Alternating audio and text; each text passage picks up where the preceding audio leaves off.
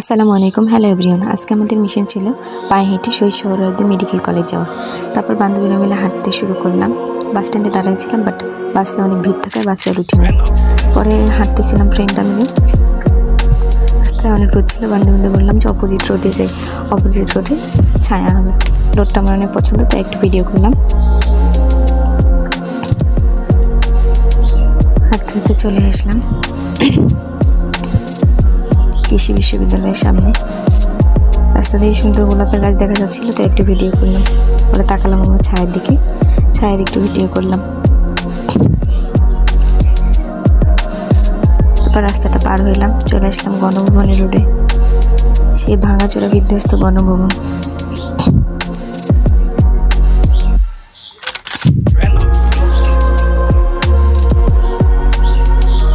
তারপর আরও সামনে এগিয়ে আসলাম। এই রোডটা দেখে শান্তি, চলে আসলাম আমাদের সেই গন্তব্যে। বিল্ডিংগুলো দেখলে একটু স্বস্তি লাগে।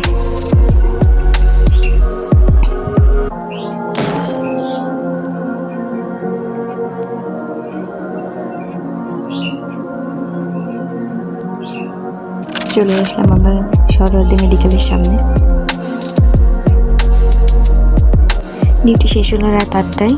তারপর বেরিয়ে দেখি যে অনেকটা রাত হয়ে গেছে, রাস্তায় অনেক সুন্দর লাইট, তাই ভাবলাম একটু ভিডিও করি।